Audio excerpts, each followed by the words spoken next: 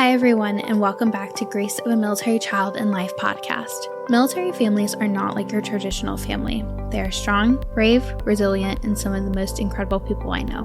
My name is Gracie, a U.S. Army brat, and I am your host. I am honored to be able to give military family members like myself a place for them to share their stories and experiences in the military life.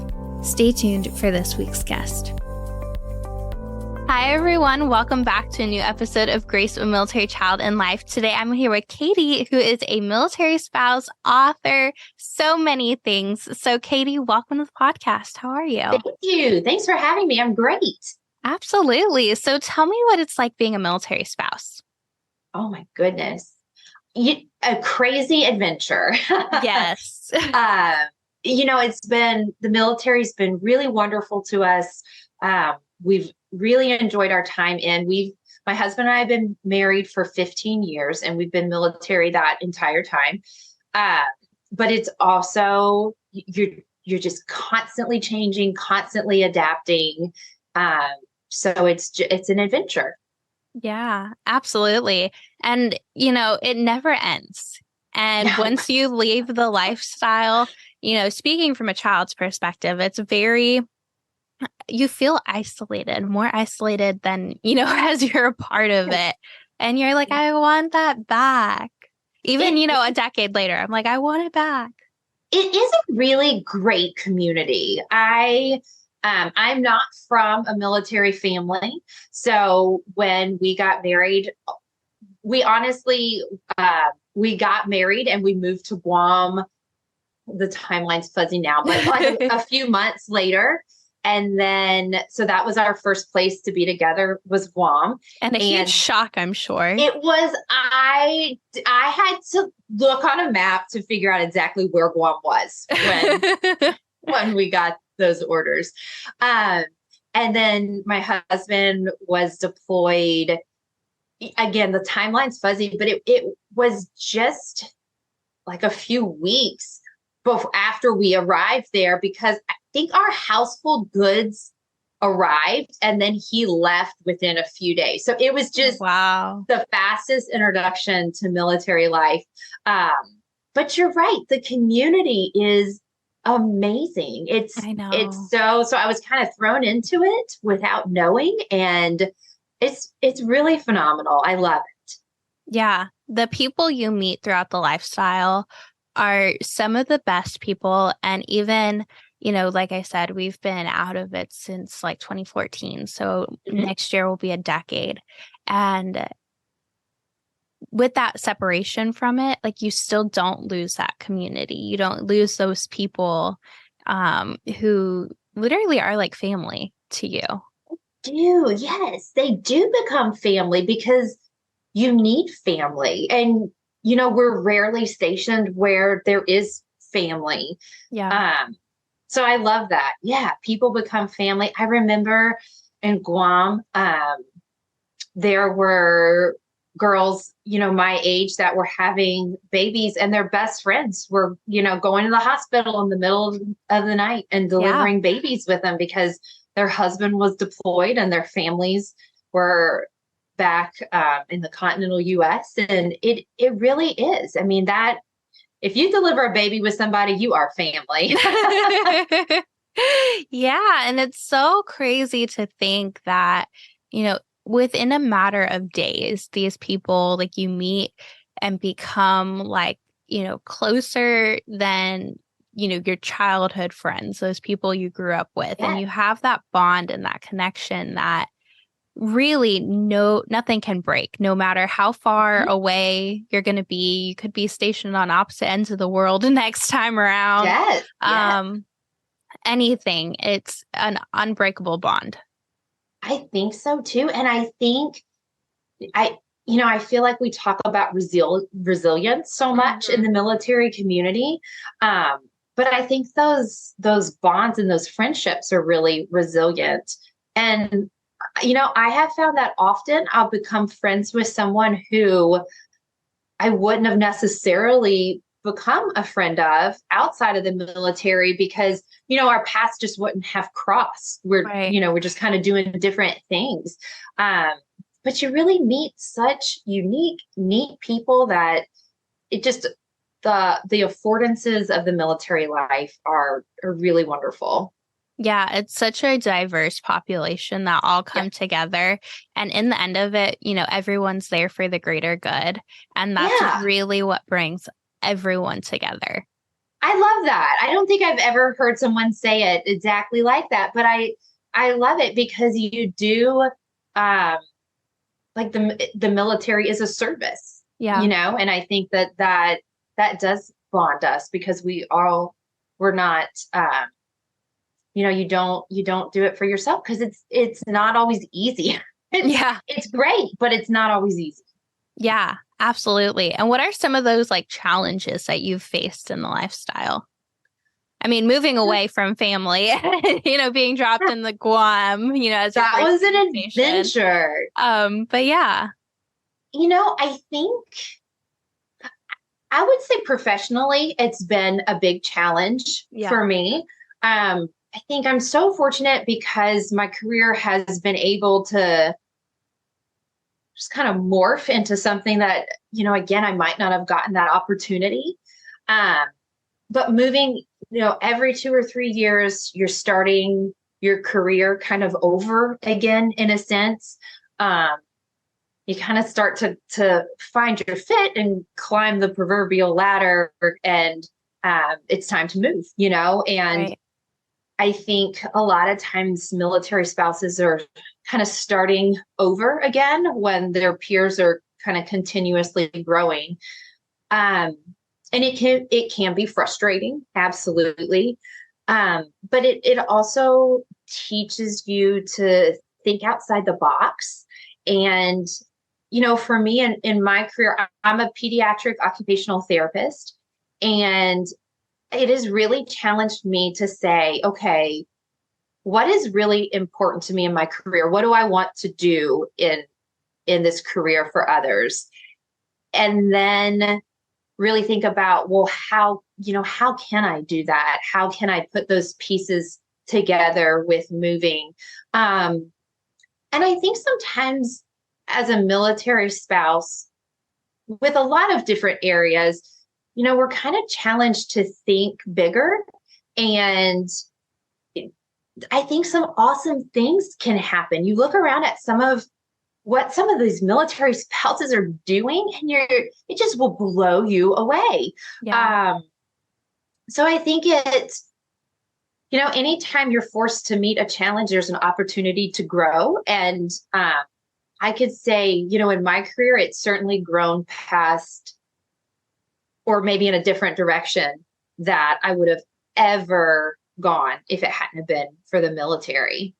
Yeah, I think just that, looking at every challenge, every obstacle as an opportunity to grow, to learn something, military life or not, that's just the way you need to look at it.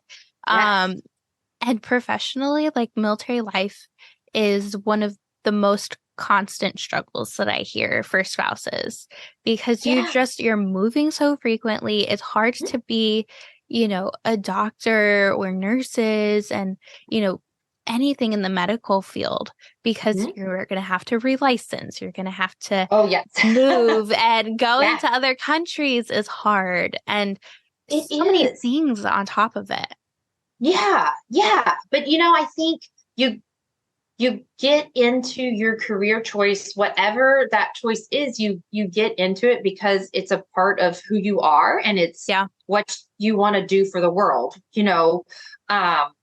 and so you kind of figure out how to fit it into, whatever life that you have and wherever you go. And it looks, it looks different. Yeah. Absolutely. And I think, once you get that passion for something, it just burns, and, it's that feeling like you have to get it to achieve it. And, fulfill that dream inside of you. And I even look back to when I was a child, I'm like, okay, well, I wanted to be a teacher. Well, I was a dance teacher, so that fulfilled that passion. I wanted to be a lawyer. I wanted to be a journalist. Like, I wanted to be a pilot. Like, all of those dreams, like, I still feel like I have to fulfill. But they were put in you for a reason. Yes. They're there.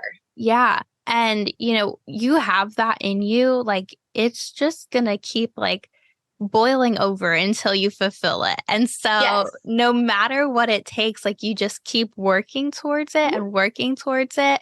And like you said, if the path isn't there, like, you make your own path, you figure it out and learn different ways to be able to accomplish it. Yes. And, I think technology, I will be honest, technology will drive me crazy. Sometimes I hate how connected, there's just no peace, I feel like sometimes. But on the other hand, technology affords us so many opportunities to learn and grow. And, you can just do so much now. And I think that's been something that has really served the military spouse community well, because, it can move with you and grow with you through those moves. So I think some of those opportunities have been phenomenal. Yeah. And even, from the military child's perspective, like, having not had any connection with friends in 8 years and then being on social media, and all you have to do is type in someone's name and you can find them. And then you pick up again. Like, 8 years did not go by, and they're still your best friend. And it's incredible how so interconnected we are. But I do agree, like, even as a social media, digital media marketing person, like, I still hate technology and it still annoys me. And I wish we didn't have it some days. But some days, yeah. But they're great tools, and it gives you a voice in some areas that you wouldn't have had. So, yeah, I'll be honest, Grace, I'm struggling through all the social medias right now. There's a lot. It's a lot to take in. Oh my goodness. There's so much. I know. There's always more that you should be doing. Yes. And there's always alerts. There's so many alerts. I know. I'm like, just turn them off. Be quiet. Yeah. No, but it's such a great tool, and to be able to share resources, and you're an author and publishing books to help kids, and so, like, social media is a great tool to be able to get the word out about it. Yes, it's been an adventure, but it really has been so helpful. I honestly, I published 2 books this year. One was through a traditional publisher, so kind of that traditional path, and then the other I self-published. But it was interesting when I applied, or I'm losing the word, so we'll use applied, to write the book through the publisher. Submitted. There you go. Yes. When I submitted the idea, they accepted. They send you back information, and they say, it's really up to you to market this book. Because I think you kind of get this feeling that, like, oh, I got a publisher for this book. Like, there it goes, and it'll sell because people will know. Right. But even at this point, when you go through traditional publishing, they say, it's really up to you to market this book. And so I honestly started showing up on social media to do that, and to share some of not just to market the book, but just to share some of those ideas that I wanted to share. And it's been an adventure, and it's been so amazing. I have to say, I kind of came kicking and screaming, because in my personal life, I'm not into social media. I had a Facebook account I started in college, which we're not going to say how long ago that was. I didn't have Instagram or TikTok, or I had Facebook and I never posted on it. Yeah. And so I've had, I jumped into Instagram just recently. I jumped into TikTok, which is a whole different world. It is. but I was very hesitant. Yes. But, I have found the communities, even there, speaking of communities, people have been so supportive and so encouraging. And, I've met other people. There's an account on Instagram called Char Bear Keeps Dancing, and everybody should go. This mom, I don't know her other than social media, which is crazy. Yeah.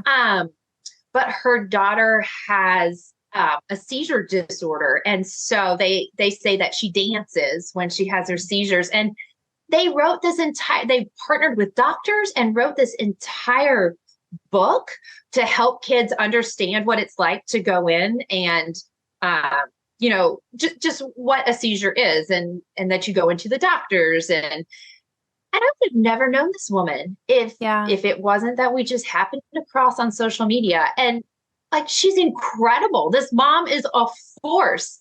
And, it's been, again, I've just been surprised about the community. I was thinking it was going to kind of be negative, and, you just have to put your posts out. But I've really been surprised at how supportive. And, if you write a book or you develop a program, you're obviously so excited about it. Right.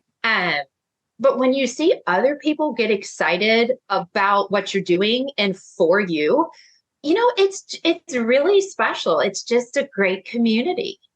Yeah, I've been so fortunate to find so many communities where, here I am, just, a young military, child, young adult, whatever. I don't even know what to call, this age. Yeah. But, finding so many people and just being in a community where everyone is so accepting. And, you're right. Social media tends to get such a bad rap for it, but you find so many people, and I've found like lifelong friends through it that I haven't even met yet. So like met in person, but it's insane. Yes, it is. And I just think, I think you're right. Social media gets such a bad rap. Technology does. And I understand why. Mm-hmm. But it really is neat, the communities that are formed, and that, really, really great people are doing their everyday life on social media, and just supporting each other. And to me, it's been really exciting. And to see other people get excited about some of my work has just, it's exciting. And it makes you get excited about, what other people are doing. And you learn how you can support them, because, they've supported you and you've seen how it works. So yeah, it's really neat. Yeah, absolutely. And tell listeners what your books are about, where to find them, your motivation for writing them, everything. So I've published 2 books this year, which I don't know. I've lost my mind. No, that's incredible. It's been, it's been so much fun. I am so excited. The first one that I call them affectionately my big and my little book of 2023. So my big book is called How to Be a Brain Executive and Get Sensory Sharp. And I actually have copies of my books, which I don't always have. This is the first one. And that's the one that I went through a traditional publisher. And as an occupational therapist, we work a lot with sensory processing. Sometimes it's with sensory processing disorder and dysfunction, but then other times it is just as part of everyone's everyday health. We all have sensory systems.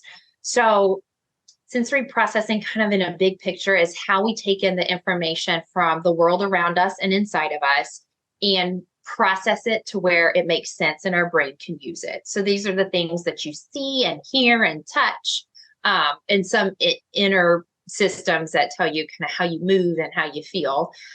And I love neuroscience. And I should say I used to be a teacher. So I was a teacher, went back to school to be an OT. And I started working with all these sensory kids. And what I found, kind of the teacher part of me would start to explain these sensory systems and stuff to the kids. And I just loved it because the neuroscience is so hard to understand. But if I can explain it to you in a way that you can understand, then you can use it. So I started doing it. And one day I was like, you know what? I just really want to write this down. I want to make this a book. And so the premise of the program, it's the Brain Executive Program. And so the premise is that kids should be a brain executive. So the executive of a company, like the CEO, is someone who really knows the company well, who understands it, and who is able to help that company work at its best. So the brain executive is the same thing, except it's for your brain. So you understand your brain, you really know what your brain is doing, and you can help it work at its best. And so this first book is about sensory processing. So it explains that neuroscience, that brain science, but it's written for kids in a language that they can understand. And that is fun. And it's actually super funny because when I wrote it, kids learn when it's playing and when it's fun and they're engaged. So I tried to write it less like a fourth grade textbook and more like Diary of a Wimpy Kid, kind of that. Our kids are into reading like kind of that sarcastic, dry humor, which is so funny.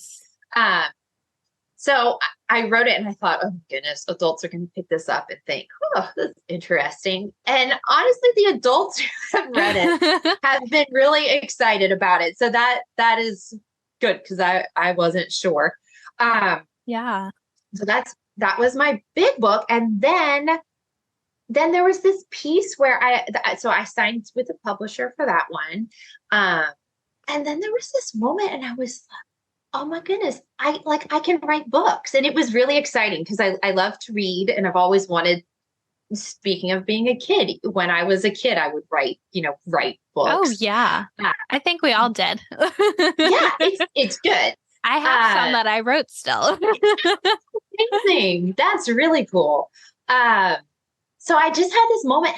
I was like, I can write a book. That's so neat. And I had this idea. So my husband is a pilot. So he wears the flight suit every day and they have a million pockets. I cannot tell you what types of things can get lost in those pockets and then come out in the laundry.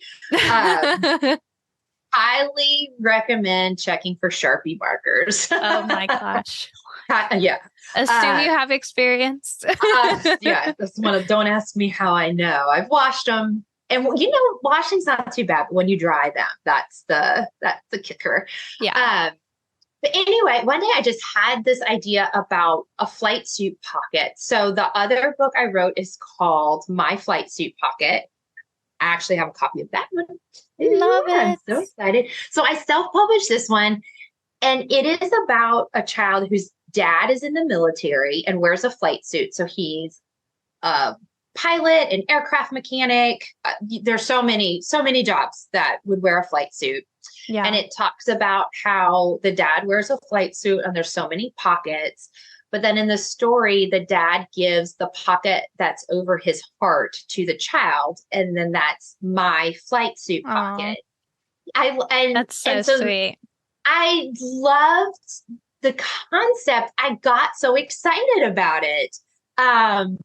And so then you can use the book to, then the child can give dad or send dad, if he's deployed, little drawings or notes or, little things that you find and send to keep in my flight suit pocket because it's the child's. They can put whatever, they want. And then it's a way to help foster that connection, whether, if the dad is deployed, if he's doing workups, if he just has to travel for a while, or if he's just at home and going to work every day, And I should say the first one is the dad's edition, but I'm working on the mom's edition. I've got about half of the illustrations done. So I'm hoping early 2024 mom's edition should come out too, because I didn't want to leave those families out. So the big book was an incredible amount of work and writing and research. Yeah. And the flight suit book, I just especially love because it was just fun. It was fun to write. I got to do the drawings, and that was so much fun. I got to self-publish, which was just so low stress. And it's just been so much fun to share. This book is just my little joy. I love it. And I love the other one too. It's just, a totally different feel. So yeah, it's been an adventure. It's been an adventure in publishing. I love that. And where can listeners buy both the books at? So the flight suit book is available on Amazon, and you can just type in My Flight Suit Pocket. I also have a website, and you know what? Let me give you the website in a minute so it all comes together. Sorry. So on Amazon, and then also on Spousely. That's a whole nother community that I didn't know anything about, Grace, and so incredible. I love Spousely. The products are amazing, and the people are amazing. And just, I wasn't sure if I wanted to jump into it or not.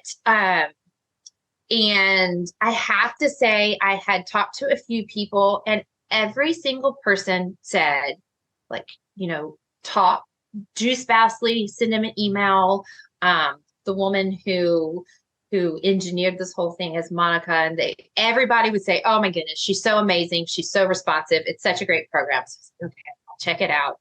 And then I had a question, and I sent it off, and just got the kindest, most informed, wonderful response.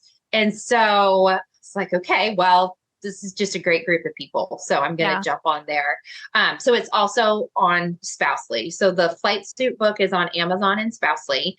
The Brain Executive book is through the publisher. So you can go to Future Horizons, their website to buy it, but they've distributed it into kind of every major bookseller. So Amazon has it, Barnes and Nobles has it, all of the main. I think it's even on like Walmart if you have one of the Walmart apps. But then also all of it is on my website, and that is brainexecutiveprogram.com. And I'm an OT, so I'm doing some different things on the website. But if you go to it, there's a book tab. So if you just go to the book tab, you can find the books. Awesome. And then the mom edition of the flight suit will be there too under the book tab. So that hopefully kind of streamlines it between all of the other pieces that are on there. Yeah, no, that's incredible. So much going on. Yeah. And you do the marketing and stuff. Yes. Oh my goodness. People who design websites. It is so hard to fit all of that information into something that is truly, user friendly and is not overwhelming. That's been just a whole different adventure. It really is. I could talk for like days about it. I bet you need to, please. I know, new podcast adventure marketing. Yes. Yeah, that's just a whole nother talent set. And, I think that's another piece. The more that you work, the more that you find that there are such talented people in the world who have skill sets that you could just never dream of. It's, how to do I do my social media because I don't have a budget. I did my website design too, because it just is it's a big budget, and hopefully one day I'll get there. But you do start looking at how people, so many people are wonderful and they kind of teach online, and you just realize that, there's so much more that goes into an Instagram post than you could ever imagine, or designing a website or editing. Oh my goodness. It was so beautiful. So the Brain Executive book, when they sent it to the copy editor, some of the smallest changes made the biggest difference in how it read. And, Yeah. I love to read. If I pick up a book and the writing just isn't, it just doesn't read well, I'm not going to stay engaged. And so, what an amazing skill set that someone has that can take all of these thoughts that someone's written down and may make them more readable. It's really just people's talents blow me away. It's so neat. I know it really, and people are learning new things every day and coming up with new things and, working on so many projects. It's really incredible. Yeah. Yeah. And it's exciting. The world is just kind of open for people to create. Yeah, absolutely. And you mentioned Spousely, like, oh my goodness, just logging on there is, oh my goodness, I'm blown away every time. Yes, I know what people are able to create and, imagine and then actually make it to where it works. Right? And is aesthetically pleasing. There's just so much that, I could take a quote and I could try a million different times to fit it on an 8x10 picture and it would never look good. And then someone can come along and just make the words a work of art. And it's just amazing. Yeah, absolutely. And my last thing I want to ask you is what advice would you give to another military spouse? I'm a person who likes to get advice, but I don't know. I'm like, who? It's hard. I think it is. I think I just enjoying the journey. We have a rule that we live by in our house that no matter where we go, we're going to love it. And we really, we've been sent so many different places. Everywhere is so different.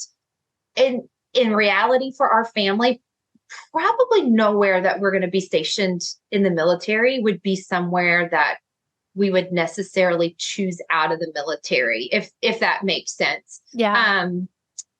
Which on one hand you can go like, well, that stinks. But on the other hand, there are places that we would have never lived if it hadn't been for the military. And so we get to experience those places and the people and kind of the different cultures. And the other pieces, love it or hate it, you're going to be there until the military says you can move. So I think if there's I don't know if I'd call it advice or just the piece to share. That's our family lives by that rule. Wherever we go, we're going to love it. And I think it's worked for us. It's worked really well for us. Yeah. And you mentioned adventure at the beginning, and it surely is an adventure. Yes. Yeah. And, adventure or obstacle is all your mindset. So just kind of turning those places into an adventure and embracing them. And I would have never known so many different places and peoples and jobs, but there you are, Yeah, absolutely. And where can listeners connect with you on, so many different social media platforms? Yes. So you can go brainexecutiveprogram.com is sort of my home base. And I will say the two books are so different that I've actually ended up creating kind of two different social media adventures for each one. So there's links if you go to my website all the way at the bottom of the page, there's links for Instagram and Facebook for both. And it's My Flight Suit Pocket. Facebook and Instagram need to get together because one lets you have the spaces and one lets you have the little underscores. Yeah. So either it's My Flight Suit Pocket, spaces in Facebook, underscores for Instagram, and then Brain Executive Program, same thing. But you can find them all on my website. And I get so excited when people comment, send me a message. When you write a book, you put so much, of yourself into it, and then they're published, and you kind of always wonder, like, where do they end up? Do people like them? Do they sit at the bottom of the shelf? Are they right under your bed? Do people write in it? Do they leave it? So, every single person who reaches out and says that they got one of my books, I cannot tell you how excited I get, because that book found a home. And so, I would love to engage with everybody across social media. Let me know who you are. And let me know if you have any questions. I know that a couple of people have asked about a mom's edition of the flight suit book, about, for people who have a job that they don't wear a flight suit. And I'm working on some of the other uniform drawings. And then the Brain Executive book, I think, just comes with a whole host of questions. And the books are about things that I love. So I would always love to hear ideas, concepts, questions. I love it. Yeah, that's so incredible. And thank you so much, Katie, for sharing so much on the podcast. Thank you for having me. It's fun. I love doing these. Yes, absolutely. Thank you for listening to Grace of a Military Child and Life podcast. If you enjoyed this episode, be sure to give it a like, follow, and comment. Also, be sure to check out Instagram and Facebook at Grace of a Military Child and Life for more awesome content.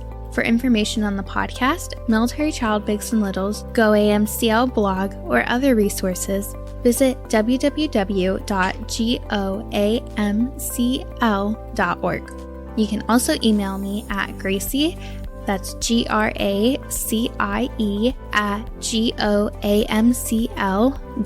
@GOAMCL.org with any questions or comments. To be a guest on the podcast, you can schedule it at www.goamcl.org/schedule a podcast, all one word, or contact me via social media or email. Stay tuned for the next episode where another incredible story is shared.